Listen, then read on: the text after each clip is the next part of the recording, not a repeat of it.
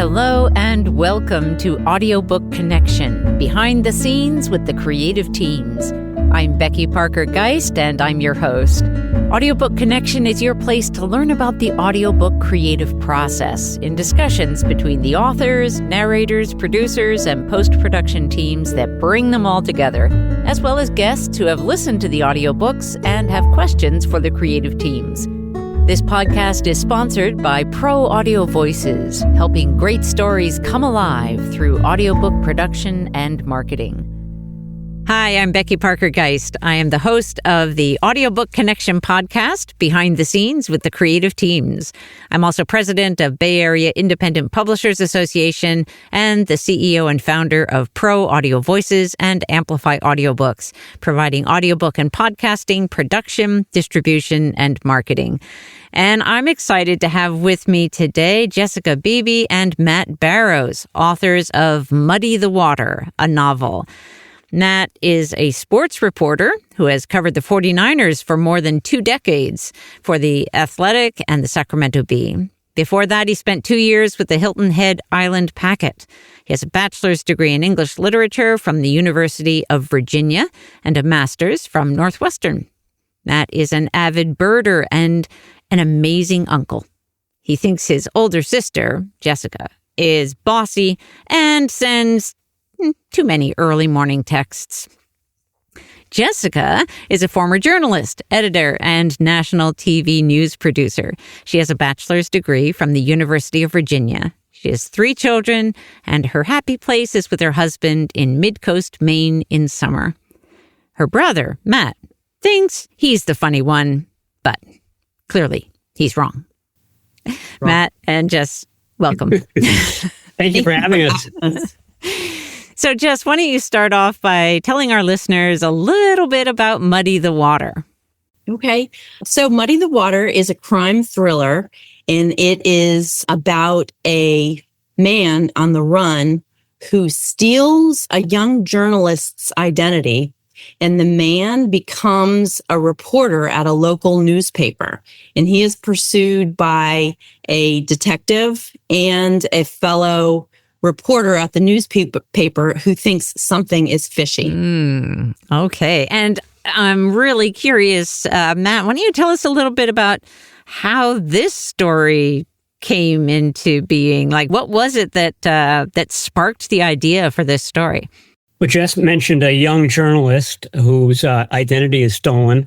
That young journalist was me. Oh, no. 1990s. Yeah. Loosely based on my life, I will emphasize. But I got a job, you mentioned, at the Hilton Head Island Packet. And that's in South Carolina, the very southeast corner of the state. And I remember driving down there. I was hired sight unseen by the newspaper. And I drove down one day and I just started working there. But I remember the drive being longer than I thought it would take. And it was sort of spooky. I mean, Spanish moss hanging from trees, the sun setting, single lane roads, lots of marshes. I remember thinking there must be, 100 alligators in any of these bodies of water. And I remember thinking that if my car broke down, and, somebody bumped me off here, they could just show up at the newspaper and no one would know. They didn't know what I looked like. They'd never really seen me. This is before social media and all that. So that's sort of the nexus, the origin of this story. Cool. And so now the other thing I'm really curious about is, so Jess, I assume then he shared this idea with you. What was that conversation like, and how did it lead to this decision to write this book together? Well, he mentioned this idea that had been rolling around in his brain for literally decades at a family dinner that I was hosting. And this was in February of 2020. And I said to him, I love that idea. I would love to help you write this story. Could we do that? And he was like, I don't know if I want to write something with you. But, then the pandemic happened and he was isolated in his house alone. And I was isolated in my house with 3 teenagers and a kooky husband. And I really needed a creative outlet. And he succumbed to my requests, and we plotted it out together, and then we just started writing, and it worked. We were, working on Google Docs, and I took the 2 female characters and he took the male bad guy. And then ultimately we switched scripts basically, and he edited mine and I edited his. And before we knew it, we had, 75,000 words and a pretty good story that needed tweaking, but we had basically put together a novel. Becky, I had just finished a nonfiction book about the San Francisco 49ers, literally, the week before we had this conversation. So I was not eager to pick up another book project. And I are you telling me it wasn't just Jess? It wasn't because it was Jess. Is that what you're telling us? No, it wasn't just because it was her. But I thought I would just, tell her what she wanted to hear, and that, this idea would sort of fade off into the ether. And I said something like, what would really make this idea work is if we got a coroner from South Carolina on the phone who could kind of, explain to us the different things that we wanted to know about dead bodies and decomposition. And I thought, okay, that's probably too big of an ask. It'll never happen. And then this idea will just go away. Well, the next day, Jess had a coroner from Jasper County, South Carolina, on the phone with us on a conference call. And this guy not only was a coroner, he also was a shrimp boat captain down there in South Carolina, which also factors into our book as well. So that seemed like a sign from above that we had to go through this project. Yeah. Yeah. So, Jess, how did you find that person? Well, I am a former journalist, so my research skills are good, and I'm not afraid of asking people questions over the phone. And one question led to another, which led to another phone call. And all of a sudden I had this really nice man named Todd Harvey on the phone. And he knew a lot about dead bodies, particularly those that had been submerged in the water for a long time. And it was perfect. And he was willing to, this was, my first call. I had never written a book, so I didn't know whether he was going to think I was kooky lady or a legit author. And he chose the latter, luckily, and definitely was open to sitting down with Matt and me on the phone. Cool. Now, Matt, did you actually ever have your identity stolen in any version of similarity to this? To your No, characters? luckily that good. never happened. But the young reporter who factors in at the beginning of the book is somebody fresh out of college, and he's going to his first job. And that was what my circumstance was at this paper in South Carolina. This was the mid-1990s.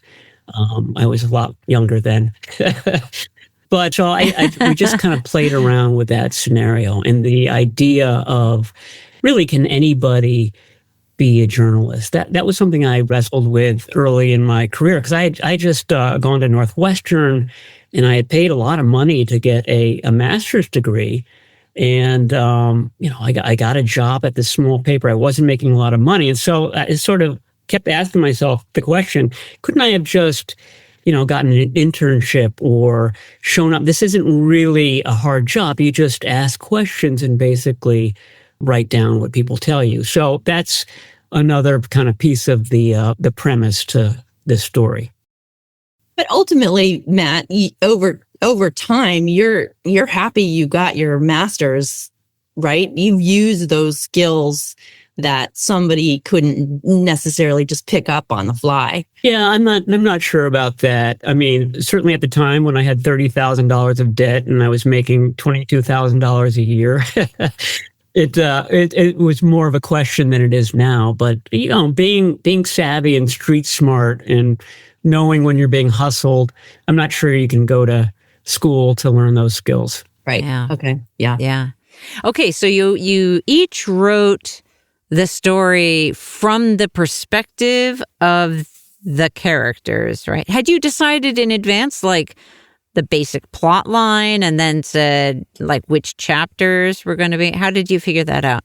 Yeah. So we plotted it out, and then we plotted it out again from the perspective of Detective Grimes, Florence Park, who's the young female reporter who works alongside the bad guy, Ben Broom. And so, the first chapter comes from Grimes's perspective. It's all written in the third person, but it does come from their perspectives. And that helped make it smoother because we had two people writing it. But also it gave you the perspective of the other person. So you knew that this was a mystery and that not everything that one person was seeing was the reality. Right. Okay. So then did you find that when you compared each other's that there were facts that then didn't work next to each other? Did you run into that kind of thing? It seems like you would. We did have to tweak things, or like I would pick a name for somebody and Matt would be like, this is a ridiculous name. We're not using this name. You wanted to use your kids' names. Yeah. Everybody's name was like somebody from my household. But no, ultimately the actual plot points we pretty much stuck to, but there were stylistic things that, for instance, and Matt can make fun of me for this. I'll give you a pitch here, Matt, but one of a sheriff in South Carolina, his name is Arbuncle Tate. And I had him being a very folksy, Southern guy with a pretty thick accent, which Matt was up for, but apparently the way I had written it was over the top. Wouldn't you say, Matt? Well, there's a difference between Texas Southern and South Carolina Southern. I felt like Jess's early rendition of it was too foghorn leghorn for for this character. So we had to tone him down a bit. But I mean, that's who the character is. He's got real personality, and he sort of spreads it on thick as a mask, and that's sort of one of the themes of this book is that everybody's putting on a bit of a show, in that their identities are not quite exactly who they are. Let's just take a short pause and we'll come right back. A popular fishing captain is murdered on his own trawler, and everyone in Haversport, Massachusetts knows the culprit is a young deckhand named Ben Broom, including Detective Lillian Grimes. But Ben has discovered the perfect hiding place as a reporter writing for the tiny Coastal Packet, a newspaper in South Carolina. When a half-eaten body washes in, it becomes the biggest story in the paper's history and brings cunning, charismatic Ben unexpected success. But it also leads Grimes closer to the truth. She soon teams up with hungry rival reporter Florence Park to hunt Ben down before he can charm or kill his way to freedom. Shown from three perspectives, killer, detective, and reporter, Muddy the Water brings readers inside the newsroom of a struggling small newspaper on the bucolic South Carolina coast and speaks to the concept of identity and whether anyone ever shows their true self. Get your copy today on Amplify Audiobooks at amplifyaudiobooks.com. So I want to hear a little bit more about, as you were writing, what came up in terms of other areas where there were disagreements? Were there sibling squabbles? Jess, what was that like for you?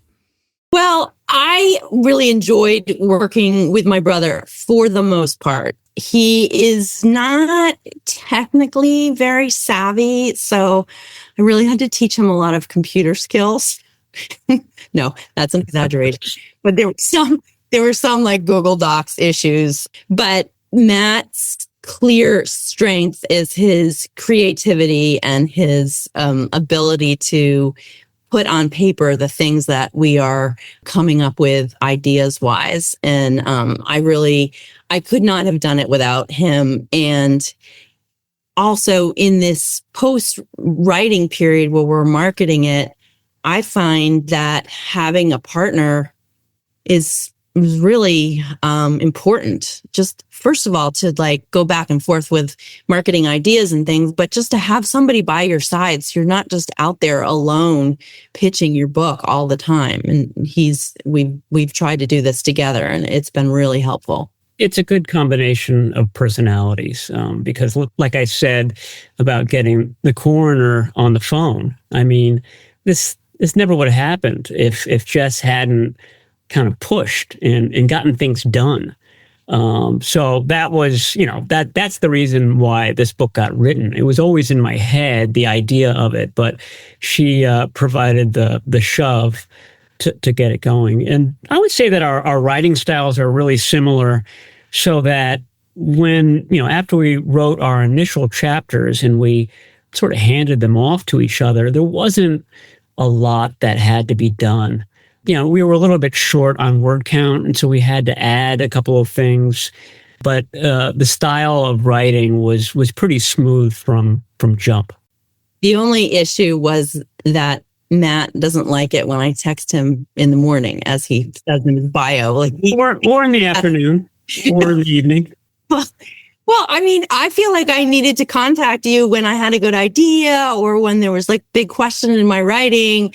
And yes, I know that Matt has another full-time job, but when you have a question, you have a question. You want to share with Becky the other issue that we had, basically with the first sentence that you ever wrote?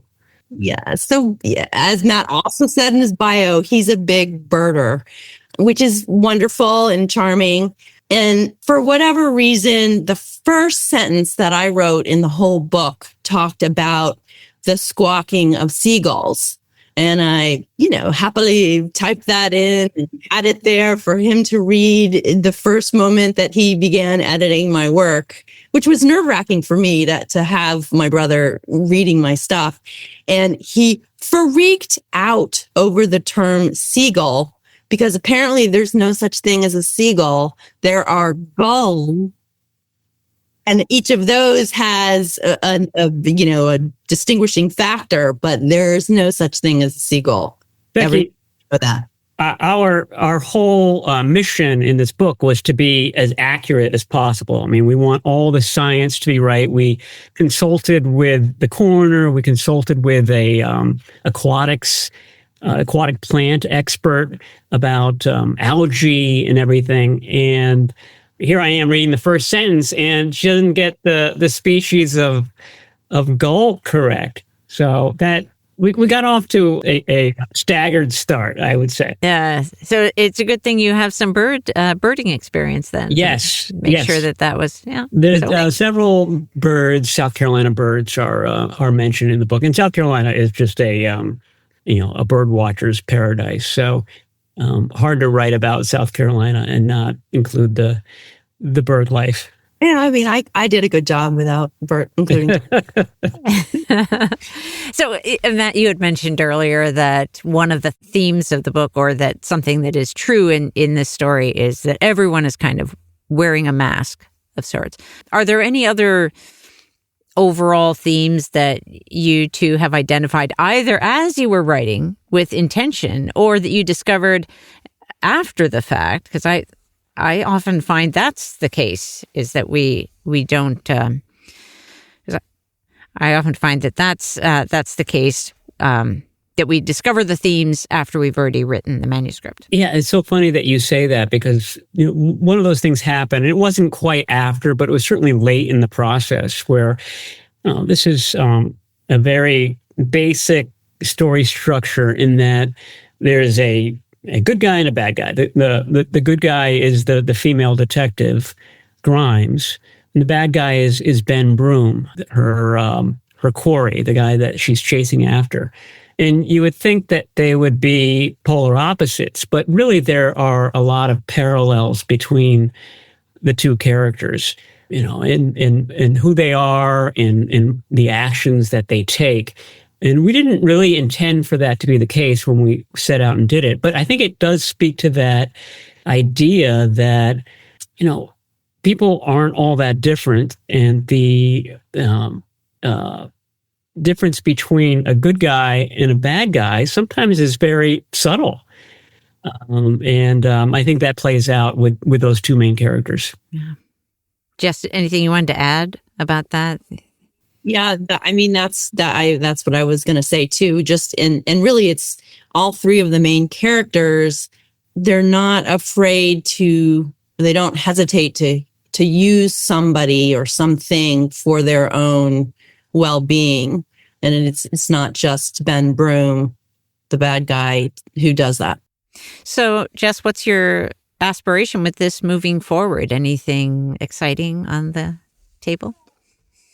Well, we're really proud, just to say that we are very proud of the audiobook, and we love that it comes from three different perspectives. We love that we have three different narrators who had, a bunch of different skills, different accents, different interpretations on these characters. And it's really made it a rich listening experience. So that was the first thing. And that got us going. And we really would love to make it into a TV series, like a 6-part Netflix series. We think it would be, the cinematography would be perfect.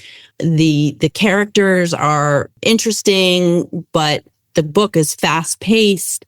So we've written a screenplay for the first the first episode, basically the pilot. But we are looking for, a manager or an agent or somebody who can shop it around for us in Los Angeles. We're not really sure how to go about it from here. So we would love somebody to take us along. That's very cool. So let's go a little bit deeper into the audiobook process and what that was like for you. What would you say was maybe the most surprising thing, or anything that sort of like really, was like unexpected or surprising? Matt, was there anything that you... Well, we were both surprised by the sheer number of auditions that came back. I mean, and we listened to a lot of them, and they were all excellent. I mean, we would have been happy with any of the people. So it wasn't merely picking out somebody who could do it. I mean, we really were kind of trying to, boil it down to who is the absolute best person. And it was a difficult process. I mean, it was hard to decide. Jess and I both agree that this was one of our favorite parts of this process, through the writing, getting an agent, getting a publisher, deciding on the cover, all of that stuff. The audiobook part has been the most fun, for sure. And we're really just impressed by how professional everybody was and how seriously the vocalist took it. Yeah. The choices we made basically came down to the teeny tiny nuances in the accents that they could do. We have a lot of different accents. The book starts out in Massachusetts, so there's a thick Boston accent that's present there, and then they travel down the coast to South Carolina, where you get the Sheriff Tate, and very Southern, and the narrators did a wonderful job. Well, and the audiobook is available on Amplify Audiobook, so we always want to encourage our listeners to get it there. And I just want to ask if there's anything else that you wanted to share that I didn't think to ask you as yet about the project, or anything with it going forward. Anything? Well, we're in the process of writing a follow-up novel. And to the point of wanting to be as accurate as possible, Jess and I recently took a tour of San Quentin Prison here in the Bay Area, because a good portion of the book is going to take place in a correctional facility. So we're trying to stick to our guns as far as being as good journalists as possible and being as accurate as possible. this going to be a sequel, or is this more of another standalone? Yes, it'll be a sequel, and we are in the process of plotting it, but it will also take place from the three same people, their different perspectives. So it'll be Detective Grimes, Florence Park, and Ben Broom, who at the end of, well, I don't want to give too much away, but all right. Yeah. All right. Yeah. No spoilers, but that's very exciting. That's great. And where can our listeners, like, what's your website? Where can they keep tabs on what's happening with that? Yeah. So we have a website, barrowsbbooks.org, where you can find the audiobook, you can find the paperback, you can find all the aspects of it.